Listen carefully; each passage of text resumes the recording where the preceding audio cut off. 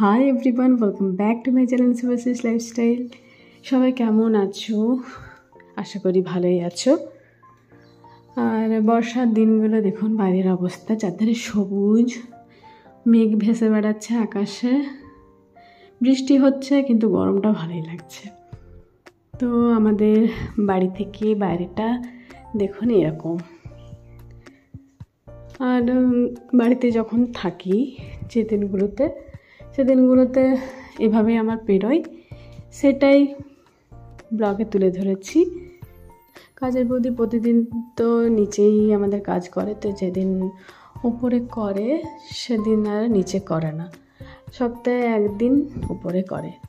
আর একদিন আমি যেদিন ছুটি পাই সেদিনই বাড়িতে ওকে উপরে করাই, তখন নিচটা আমি করে দিই। তো মোছামুছি ঝাড় দেওয়া সব হয়ে গেছে। তো কীরকম কী করেছে একবার আমি চেক করে দেখে নিচ্ছি সব ঘরগুলো। এরপর সব দরজা জানলাগুলো সব বন্ধ করে নিচে নেমে পরে, উপরে তো কেউ থাকে না। এটা হচ্ছে আমাদের পুচকির রুম, মানে আমার দাদার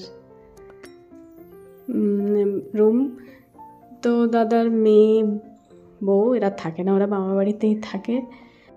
ঘরগুলো রেগুলার পরিষ্কার রাখলে একটু ভালো হয়, নোংরাটা কম লাগে। চারধারটা দেখুন কেমন সাথে সাথে ওয়েদারটা।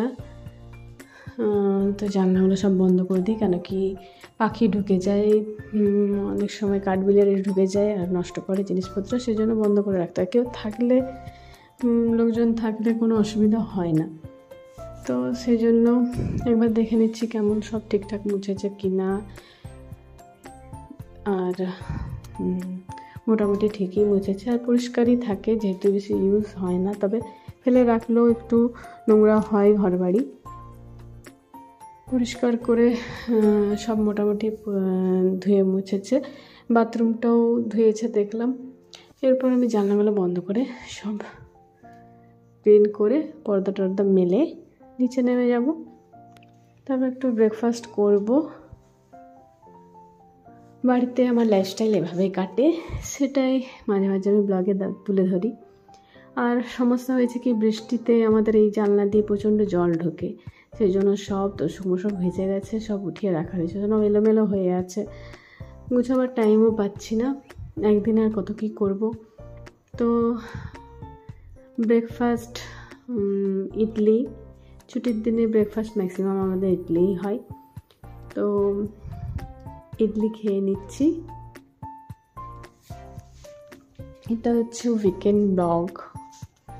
সময় পায় না, সবসময় এডিট না করলে ভিডিওটা দেওয়া হয় না, সেই জন্য একটু লেট করে আমার ভিডিওগুলো হচ্ছে। যখন বাড়িতে থাকি তখন সব রকম রেডি করে রাখি, অ্যাডভান্স করে রাখি। তো আজকে ওই ব্রেকফাস্ট করে ভাবছি কয়েকটা রিসাইড ভিডিও করে রাখবো, তার জন্য প্রিপারেশন করে রাখবো। তো পরে সেগুলো নেক্সট দেব। শর্টস আর লং বোথ করতে হয়, সেই জন্য টাইমের সত্যি খুব অভাব। আর ভিডিও করলেই তো শুধু হয় না, সেটার জন্য প্রচণ্ড খাটতে হয় আর প্রচণ্ড পরিশ্রম, তার জন্য অত সহজ নয় সব ব্যাপারটা। তো ব্রেকফাস্ট করার পর ছানা খেলাম, খেয়ে নিয়ে আমি রিসার্চ ভিডিও করার জন্য প্রিপারেশন করে রাখছি, পরে সেটা দেব। জাস্ট একটু জানিয়ে রাখছি কি করব না করব। আজকে একটা দেখাবো আপনাদেরকে, কলার রিসাইড ভিডিও, কলার স্ন্যাক্স আর কি, কলা দিয়ে, কাঁচকলা দিয়ে। আর একটা স্ন্যাক্স ভিডিও করব, সেটার জন্য প্রিপারেশন করে রাখছি, সেটা পরে তখন করব।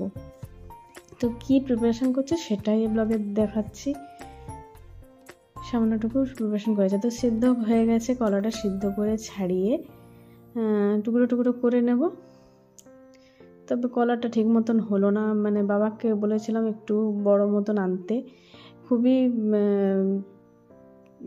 সরু টাইপের এনেছে, তো এটাতে ঠিক মতন হবে না। তবুও যতটুকু যা হয় সেটাই করব।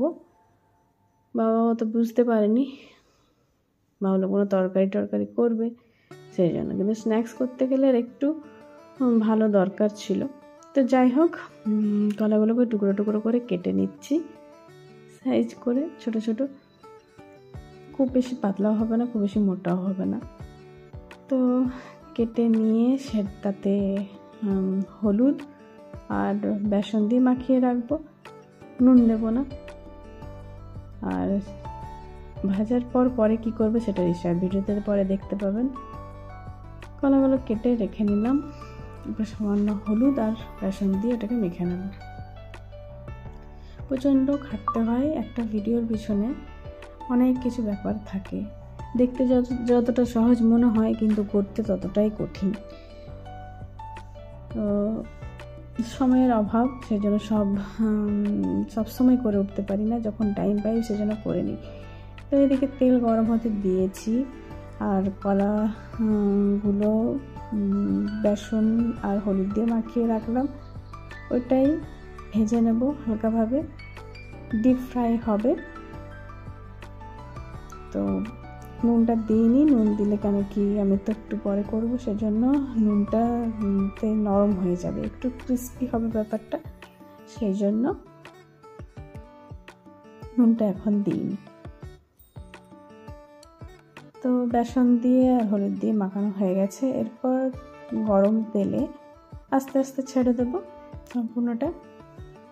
প্রথমে দেখে নিচ্ছি একটা কলা দিয়ে কেমন তেলটা গরম হয়েছে। তো দেখছি মোটামুটি হয়েছে, এরপর দেওয়া যাবে। তারপর সবটা দিয়ে দিচ্ছি, রেডি করে রাখছি, কেন কি তাহলে পরে করতে সহজ হবে ভিডিওটা, কিছুটা প্রিপারেশন করে রাখলে। আর রিসার্চ ভিডিওগুলোতে, যে রিসার্চ ভিডিওটা করব স্ন্যাক্স ভিডিও, সেটাতে সম্পূর্ণ প্রসেসটা দেখতে পাবেন আর কি। তো এখন হালকা দিয়ে রাখলাম, এভাবে ডিপ ফ্রাই করে সেটাকে তুলে রেখে নেব। ব্যাস এতটুকুই আপনাদেরকে দেখাবো, এরপর বাকি প্রসেসটা পরে দেখাবো অন্য ভিডিওতে।